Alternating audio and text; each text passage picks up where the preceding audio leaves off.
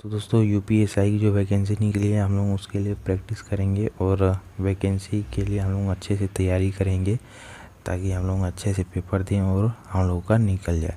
तो दोस्तों आज हम लोग की जो प्रैक्टिस होगी वो हिंदी के लिए और अगली प्रैक्टिस मूल विधि के लिए होगी।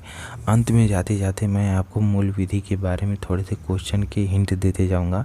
तब तक चलिए हम लोग कुछ हिंदी के लिए प्रैक्टिस करते हैं। तो चलिए दोस्तों शुरू करते हैं आज के अपने पहले प्रश्न से।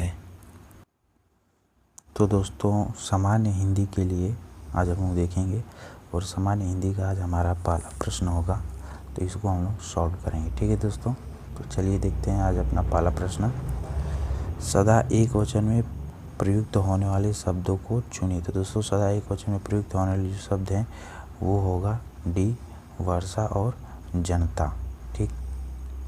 अगला प्रश्न, मानक भाषा की दृष्टि से अशुद्ध शब्द चुनिए। तो दोस्तों मानक भाषा की दृष्टि से जो अशुद्ध शब्द है वो होगा स्थायी।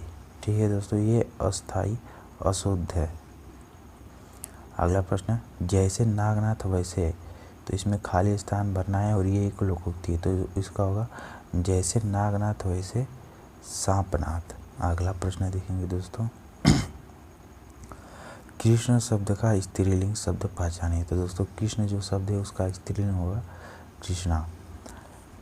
जैसे एक टीवी में सीरियल आता था अफसर बिटिया, उसमें एक जो अफसर थी उसका नाम था कृष्णा।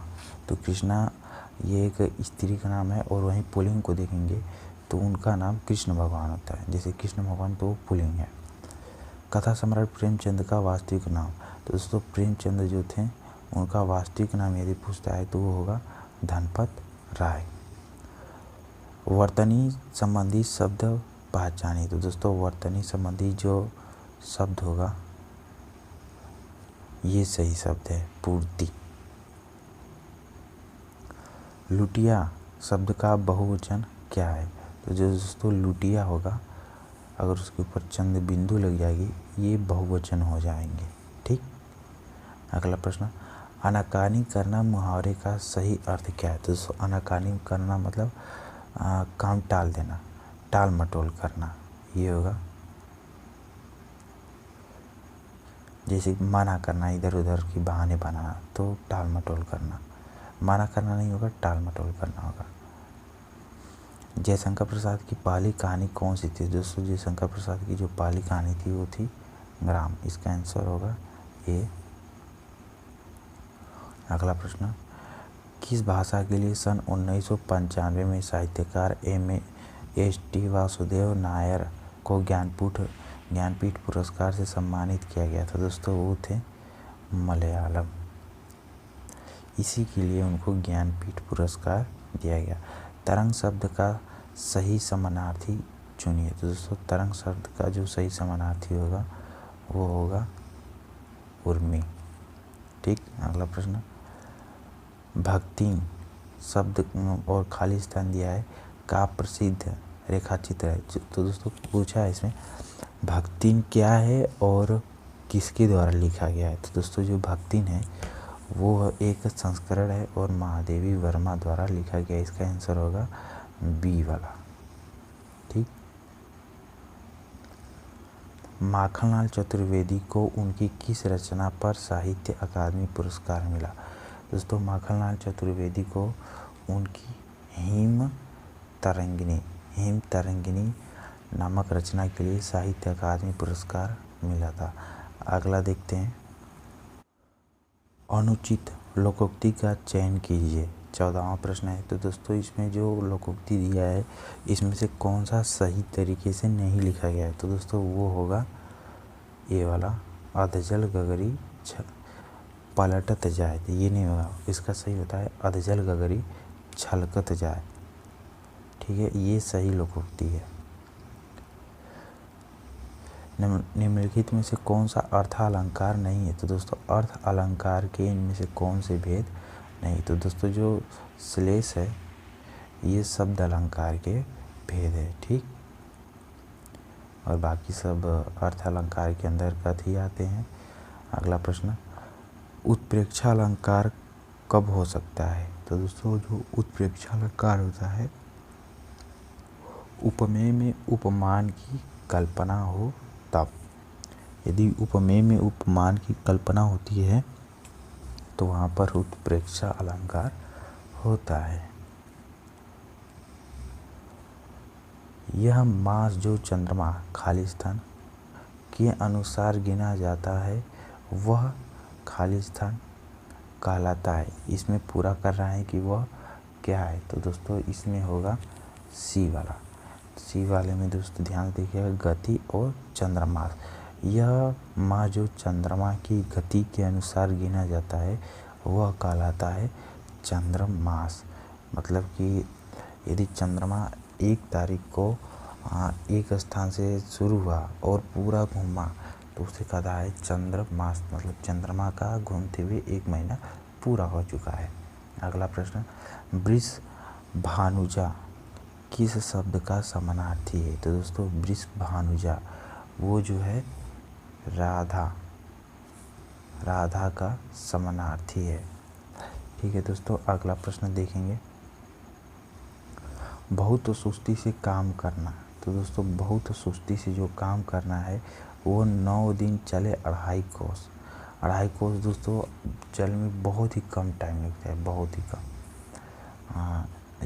उतना तो आदमी हर रोज़ नॉर्मली टहल लेता होगा, तो बहुत सुस्ती होगी। अब 2.5 कोस 9 दिन में कोई थोड़ी नहीं चलता है। अधिक से अधिक अगर बहुत ज़्यादा स्लो भी चलेगा तो 1 घंटा 1.5 घंटा में पहुंच जाएगा। ठीक, तो दोस्तों ऐसा नहीं होता है, यही होगा इसका मुहावरा। अगला प्रश्न, हरिशंकर परसाई जी किस तरह की साहित्य रचना के लिए जाने जाते हैं? तो इसका आंसर होगा दोस्तों आलोचना। जो हरिशंकर हैं वो आलोचना के लिए उनकी रचना प्रसिद्ध है। ठीक, अगला प्रश्न, भवन का अग्र हिस्सा अति भव्य है, खाली स्थान है, और इसके बाद रेखा चित्र का जो इसमें अग्र है उसको बताना है। अग्र का मतलब इसका विलोम बताना है। तो जो अग्र मतलब आगे और पश्च मतलब पीछे। आदर देने एवं बड़प्पन हेतु किस वचन का प्रयोग होता है? तो दोस्तों आदर देने एवं बड़प्पन हेतु ये दोस्तों एक प्रकार से बहुवचन होता है। ठीक है, क्योंकि दोस्तों आदर में केवल जैसे बैठाया नहीं जाता है किसी को, उसके हाल चाल ली जाती है, उसके बारे में जानकारी ली जाती है और खाने पीने के लिए भी कुछ दिया जाता है, तो उसमें बहुत कुछ चीज़ें आ जाती हैं, इसलिए वो बहुवचन है। निम्नलिखित वाक्यों में कौन सा संदिग्ध भूतकाल का उदाहरण है? तो दोस्तों जो संदिग्ध भूतकाल का उदाहरण है वो इनमें से होगा बी वाला, मैं सम्मान वहीं रखता था। मैं सामान वही रखता था। मतलब सामान यदि कोई लिया है तो एक ही जगह पर इसमें कह रहा है कि वही सामान जाकर बार बार रख देता था। ठीक है, अगला प्रश्न देखेंगे दोस्तों 24 नंबर, वर्णमाला कौन सा अक्षर पुल्लिंग नहीं है? तो दोस्तों इसमें जो वर्णमाला है वो भी स्त्री और पुल्लिंग आ जाते हैं, तो कौन सा इसमें पुल्लिंग है? पुल्लिंग नहीं है ये पूछ रहा है। तो दोस्तों इसमें जो सी वाला है ई और ई जो है इसमें सॉरी ये पुल्लिंग नहीं है, ये स्त्रीलिंग है। ई संगम शब्द में किस तरह की अशुद्धि है? तो दोस्तों जो संगम शब्द है इसमें अशुद्धि है, ये डी, ये अनुस्वार है, अनुस्वार है। इसमें संगम पढ़ना चाहिए, इसमें नाक से अच्छी तरह से निकलना चाहिए, लेकिन इसमें सही ढंग से नहीं हो पाता है, इसलिए ये अनुस्वार है। हुई वीरता खाली स्थान दे दिया है के साथ सगाई झांसी में सुभद्रा कुमारी चौहान की इस पंक्ति को पूर्ण की है। तो दोस्तों हुई वीरता इसकी आगे की जो कहानी है वो होगा बी वैभव। हुई वीरता की वैभव के साथ। ठीक है, झांसी में सुभद्रा कुमारी चौहान की ये पंक्ति है जो इसी तरह से फूल हुई है। संघ की भाषा हिंदी और देवनागरी लिपि होगी। तो दोस्तों संघ की भाषा ये संविधान में कहा गया है हिंदी होगी और वो देवनागरी लिपि में हिंदी लिखी जाएगी। तो वो कहा गया है दोस्तों सन 343 के पहले में कहा गया है। ठीक है दोस्तों, इसका होगा सी वाला। ठीक है, अगला प्रश्न, परिणामवाचक विशेषण द्वारा किसका बोध होता है। दोस्तों परिणामवाचक जो विशेषण होता है उसका बोध होता है एद, क्रिया के होने के समय की। ठीक है दोस्तों, इसके द्वारा परिणाम का बोध होता है। जैसे कि मैं जा रहा था और मुझे एक सेव मिला था, तो इसमें परिणाम निकल गया। जब मैं गया ही नहीं होता तो सेव मिला नहीं होता। इसीलिए जब तक क्रिया नहीं होगी तब तक कोई परिणाम नहीं निकल सकता है। अगला दिया है 29 से 31 तक गद्यांश के आधार पर हमें प्रश्नों के उत्तर देने हैं। दोस्तों गद्यांश आपके सामने, आप इसे पढ़ सकते हैं। एक बार मैं पढ़ देता हूँ। रस के मूल भाव को स्थायी भाव कहते हैं। यह चित्त का अस्थायी मनोविकार है जो विरोधी अथवा अविरोधी, प्रतिकूल अथवा अनुकूल दोनों प्रकार की परिस्थितियों को आत्मसात कर निरंतर विराजमान रहता है। प्रत्येक रस के पृथक पृथक स्थायी भाव होते हैं। विभाव अनुभव तथा व्यभिचारी भावों से घिरे स्थायी भाव ही रस दशा में प्राप्त होते हैं।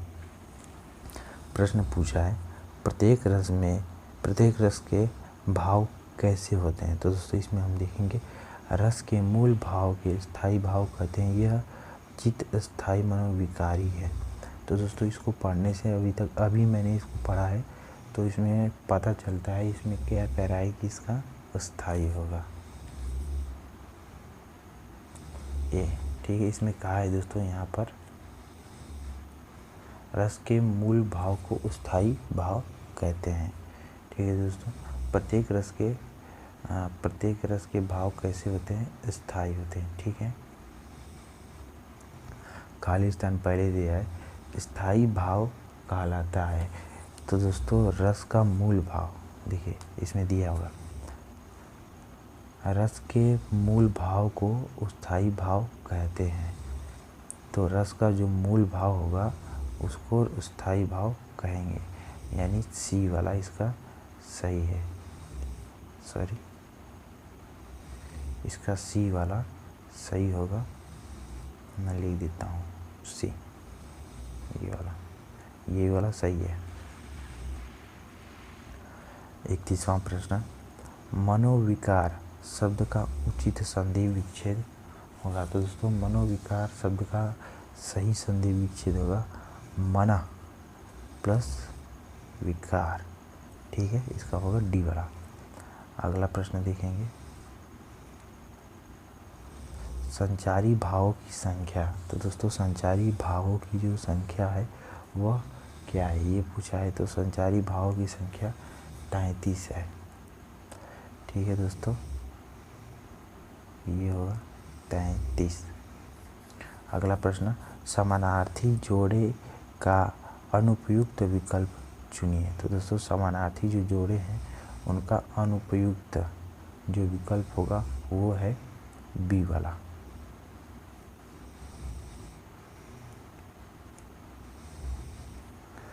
जैसे उपयोगी होगा तो इसके उपयोगों को या उपदेय इष्टकार कह सकते हैं, लेकिन काग को सारस और मयूर नहीं कह सकते, क्योंकि कौवा कौवा होता है, सारस अलग पक्षी है, मोर यानी मयूर अलग पक्षी है। निंदक नियरे रखिए आंगन कूटी छवाए, बिनु पानी साबुन बिना निर्मल कर सुभाए। भक्ति में प्रयुक्त अलंकार बताइए। इसमें हमें अलंकार बताना है दोस्तों, तो इसका अलंकार होगा विभावना। इसका अलंकार होगा विभावना ए। ठीक, तो अब अगला प्रश्न देखेंगे दोस्तों। निम्नलिखित वाक्यों में से शुद्ध वाक्य का चयन कीजिए।